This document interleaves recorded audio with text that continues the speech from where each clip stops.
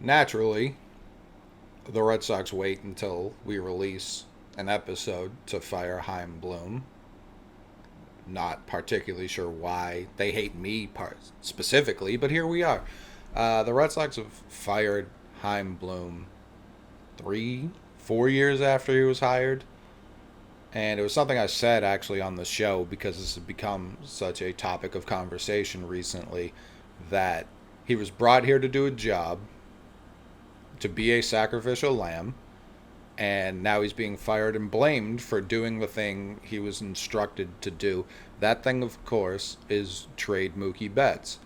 And as I said when Mookie came back to Boston with the Dodgers, I would love to stop talking about that. And it keeps coming up. It's impossible to avoid talking about these 2023 Red Sox, the 2024 Red Sox, the 2025 Red Sox, without going back to the Mookie Betts trade. Because something Sam Kennedy said in the press conference after Chaim Bloom was fired was that this team wants to compete and win championships. And it's very easy and convenient to point back at the last 20 years and go, see, we've won 4.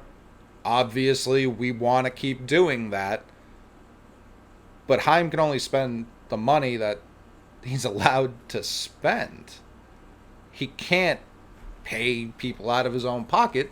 He was allowed to sign really one marquee free agent during his tenure as chief baseball officer, whatever the fuck they renamed GM to these days. And that was Trevor Story. Outside of that, he was never really given the bankroll that the Red Sox have.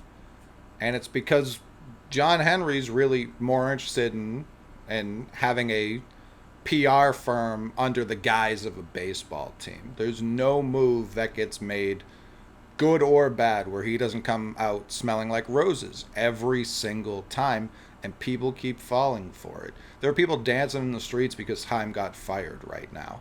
And I understand their frustration. The team hasn't been super fun to watch the last couple of years, save for 21. And even 21 at the deadline, he got killed for only going out and getting Kyle Schwarber for one prospect that only me and other sickos even remember his name. And was excellent for the Red Sox. He's been excellent since for the Phillies. He seems to be okay when it comes to trades. Now, I don't think he's a perfect GM, CBO, whatever the fuck, during his tenure. Not at all. He definitely had some mistakes. Did he have egregious mistakes to the point where he should be fired at the end of his season with no one yet announced?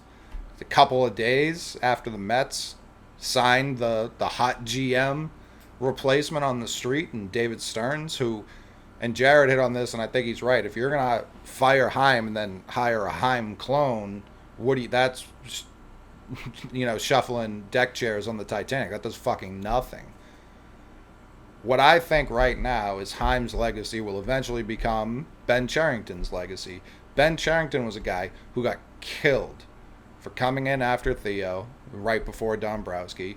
Cherington was the guy who didn't trade for Matt Harvey. He didn't trade for Cole Hamels. And if he had made those moves, that day he made the trade, people would have said, oh, well, we love this. What an aggressive move. Who gives a fuck about prospects? Those prospects were Xander Bogaerts, Mookie Betts, Andrew Bennett. They were all players who contributed to the 2018 World Series, to the 2013 World Series in Xander's case. So trading prospects sounds great in the moment. Sometimes it works. Sometimes you get told you have no pipeline anymore because either they were traded away or they're on the major league roster, which is where a lot of these guys seem to be heading. Kyle Teal sprinting through the minor leagues. Roman Anthony sprinting through the minor leagues. Marcelo Meyer sprinting through the minor league system. These guys are all on pace to be here sooner than they should be. And now you look at a guy like Rafaela, who looks pretty good since he come up. You look at Casas, who looks great. And these aren't even necessarily guys Chaim drafted, Chaim signed internationally, none of that. But some of it is the trades you don't make, the guys you hold on to, the moves you don't make because they're not the right moves. The thing that's going to infuriate me absolutely infuriate me is whoever comes in next breaking apart this farm system immediately and looking for trades to win headlines this winter as opposed to just using money. The Red Sox have been able to use money this whole time. They've looked you in the face and said, we're poor.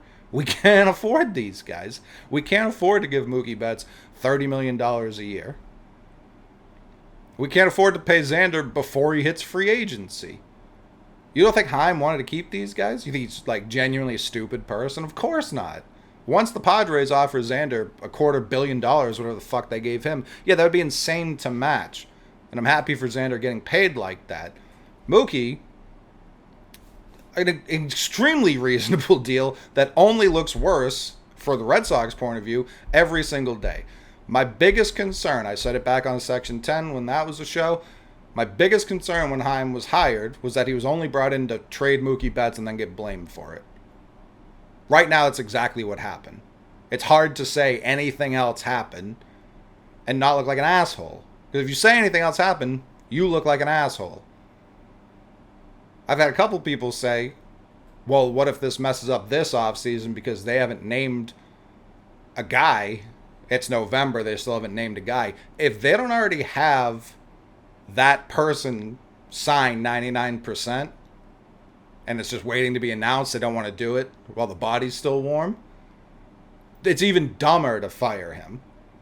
He was brought in here, rebuild the farm system, which right now nationally is ranked number 5. I don't care as much about that as everyone else. When I look at what Sox Prospects says about our guys, when I look at what I see with my own 2 eyes about these guys, yeah, it looks pretty fucking good. So I don't really care about the number 5 ranking. I do care about what I see and what I hear from people. It sounds like there are going to be a lot of contributors coming up, homegrown guys that Chaim had a big part of.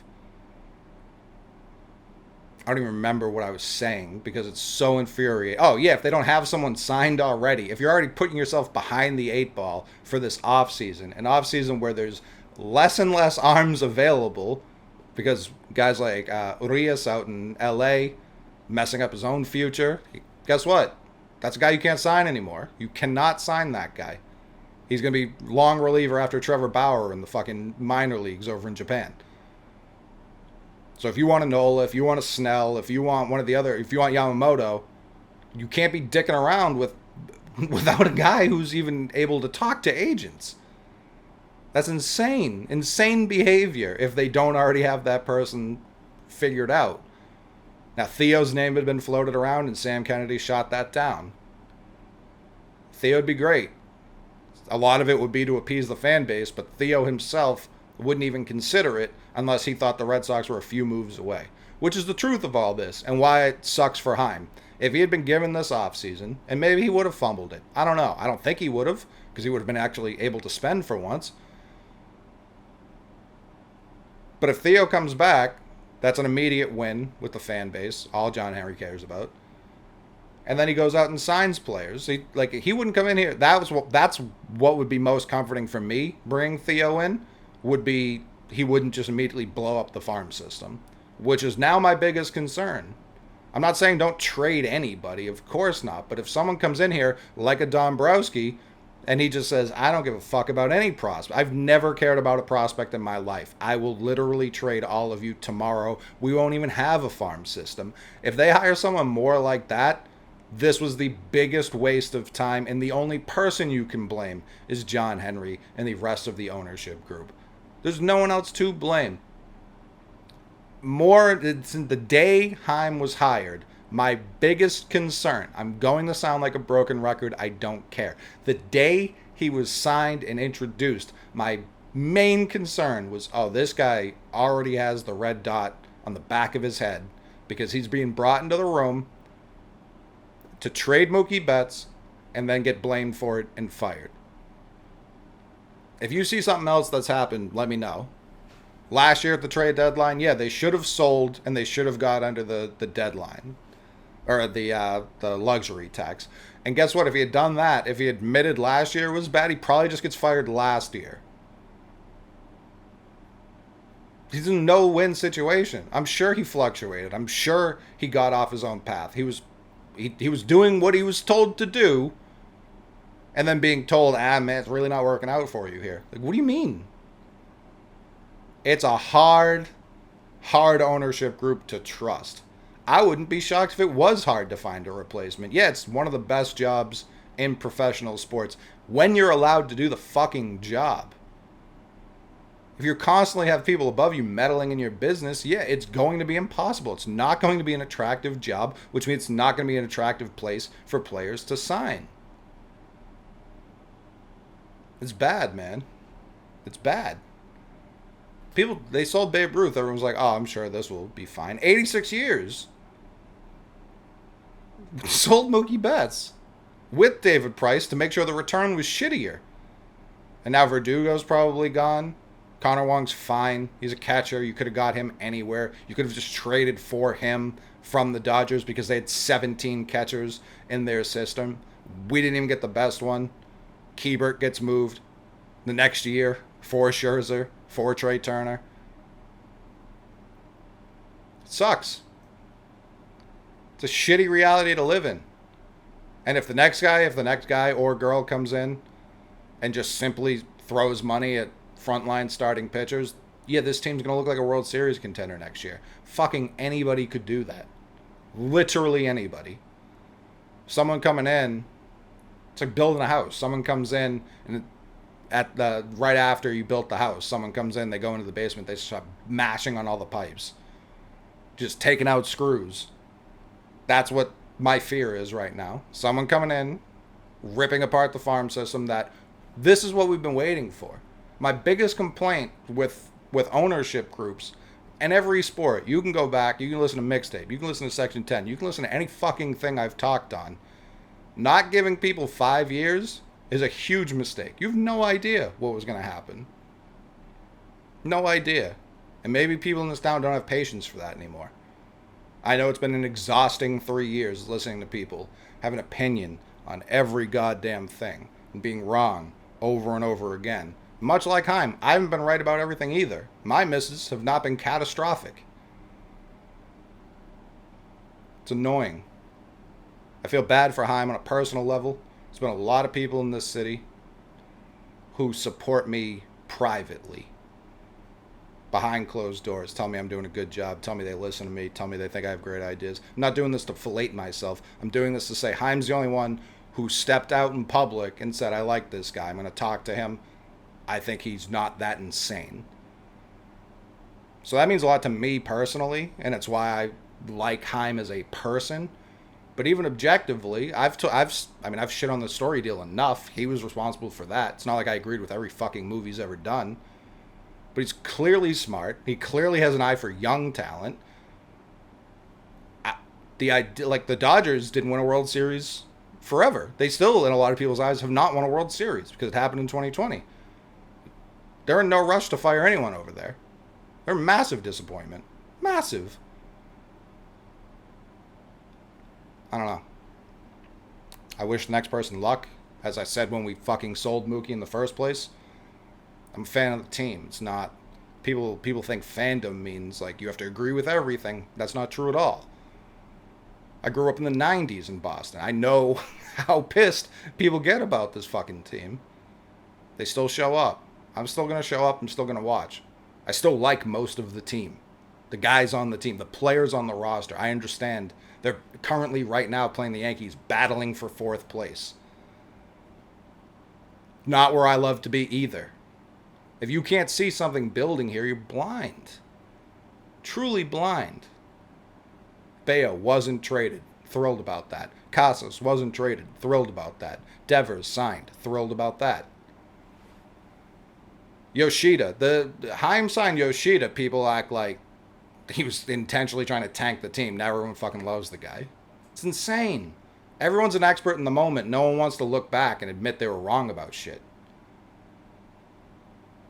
Chaim didn't deserve this. And again, I understand. I'm personally biased. When I take away my bias, he's still... this is, again, I'll always go through this list. This is the team that stabbed Terry Francona in the back on the way out the door. Most winningest manager in franchise history. Just threw him to the wolves. David Ortiz, they made dance for his supper every offseason on perpetual one-year deals. Most important player in franchise history. That's how they treated him. I just don't know what it's going to take for people to see it. Truly don't know. It's infuriating. Chaim deserves better. The team deserves better. I hope the next person gets a fairer shake since they don't have to trade the best player in baseball away from the team. I imagine that's probably an easier place to fucking start. We'll see. We'll see.